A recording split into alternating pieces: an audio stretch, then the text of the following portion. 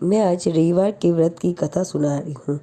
एक बुढ़िया थी। उसका नियम था कि प्रति रविवार को ही स्नान आदि कर घर को गोबर से लीप कर फिर भोजन तैयार कर भगवान को भोग लगाकर ही वह स्वयं भोजन करती थी।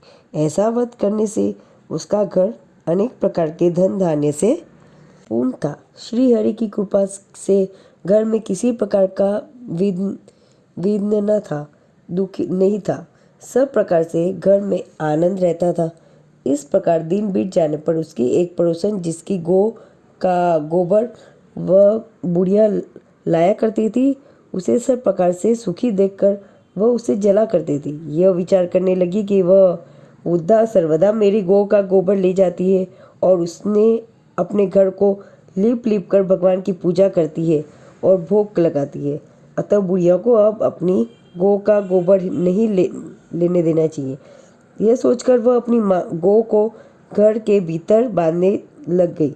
बुढ़िया गोबर न मिलने से रविवार के दिन अपने घर को न लिप सकी, इसलिए उसने न तो भोजन बनाया न भगवान को भोग लगाया तथा स्वयं भी उसने भोजन नहीं किया। इस प्रकार उसने निराहार व्रत किया। रात्रि हो गई और भूखी ही सो गई। रात्रि में भगवान ने उसे स्वप्न दिया और भोजन न बनाने और तथा भोग न लगाने का कारण पूछा। वृद्धा ने गोबर न मिलने का कारण सुनाया। तब भगवान ने कहा, माता, हम तुमको ऐसी गौ देते हैं जिसमें सभी इच्छाएं पूर्ण होती है, क्योंकि तुम हमेशा रविवार को गौ के गोबर से लीप कर भोजन बनाकर भोग लगाकर खुद भोजन करती हूँ। इससे मैं प्रसन्न होकर तुमको वरदान देता हूँ। मैं निर्धन को धन और बांझ स्त्रियों को पुत्र देकर उसके दुखों को दूर करता हूँ तथा अंत समय में मोक्ष प्रदान करता हूँ। स्वप्न में ऐसा वरदान देकर भगवान तो अंतर्ध्यान हो गए और वृद्धा की आँख खुली तो वह देखती है कि आंगन में एक अति सुंदर गौ और बछड़ा बंधे हुए हैं। वह गाय और बछड़े को देखकर बहुत प्रसन्न हुई और उसने उन्हें घर के बाहर बांध दिया और वही खाने को चारा डाल दिया। जब उसकी पड़ोसन बुढ़िया ने घर के बाहर एक अति सुंदर गौ और बछड़े को देखा तो देश के कारण उसका हृदय जल उठा और उसने देखा कि गाय ने सोने का गोबर किया है, तो वह उस गाय का गोबर ले गई और अपनी गाय का गोबर उसकी जगह पर रख गई।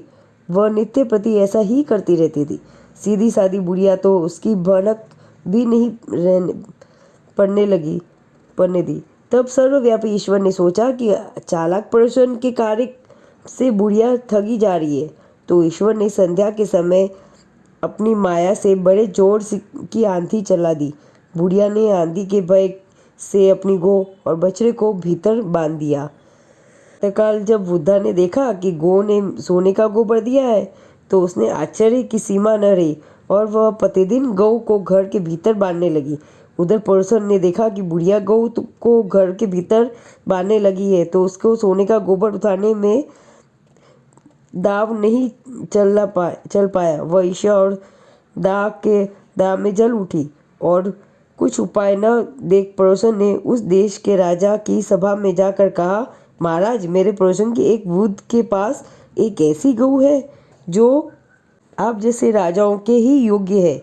वह नित्य सोने का गोबर देती है। आप उस सोने से प्रजा का पालन करिए।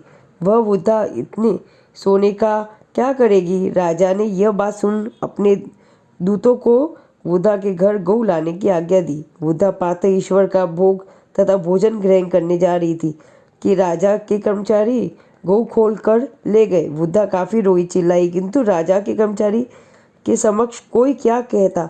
उस दिन वृद्धा गऊ के वियोग में भोजन न खा सकी और रात भर रो रो कर ईश्वर से गौ को पुनः पाने की प्रार्थना करती रही।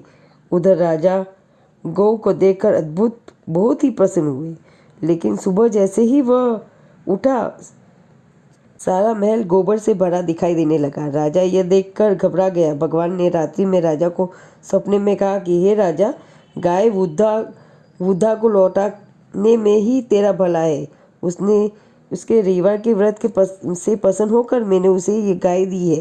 प्रातः होते ही राजा वृद्धा को बुलाकर बहुत से धन के साथ सम्मान सहित गौ लौटा दी तथा उसकी पड़ोसन को बुलाकर उचित दंड दिया।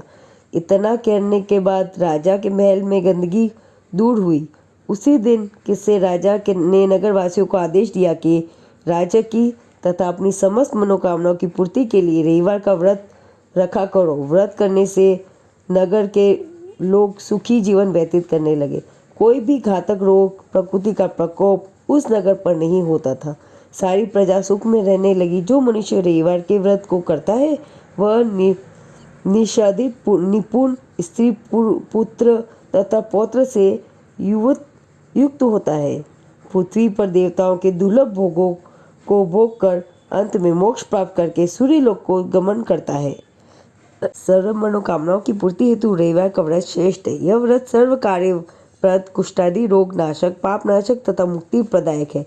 इस व्रत की विधि इस प्रकार है। प्रातःकाल स्नानादि से निवृत्त हो स्वच्छ वस्त्र धारण करे तथा शांत चित होकर परमात्मा का स्मरण करे। भोजन एक समय से अधिक नहीं करना चाहिए। भोजन तथा फलाहार सूर्य के प्रकाश रहने पर ही कर लेना उचित है। यदि निराहार रहने पर सूर्य छिप जाए तो दूसरे दिन सूर्य उदय हो जाने पर अर्घ्य देने के बाद ही भोजन करें।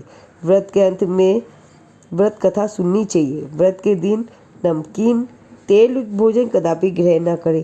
रविवार का व्रत करते हुए 1 वर्ष बीत जाने पर व्रत करने वाला सूर्य को प्रणाम कर कहे कि मेरे ग्रह में चलिए, मैं आपका उद्यापन करूंगा। इतना कहकर मास भर की भगवान सूर्य की सुवर्ण की मूर्ति बनवाकर पंचरत्न सहित बिना छिद्र का कलश स्थापित करके उसके ऊपर चावल से पूर्ण तांबे का पात्र रखे और लाल वस्त्र से आच्छादित करके पुष्प मालाओं से वेष्टित शोभित करे। तत्पश्चात सूर्य के 12 नामों में से सूर्य का पूजन करे। नारियल का अर्घ्य दे। इस व्रत के करने से मान सम्मान बढ़ता है तथा शत्रुओं का नाश होता है। आँख की पीड़ा के अतिरिक्त अन्य सभी पीड़ाएं दूर हो जाती है। ओम।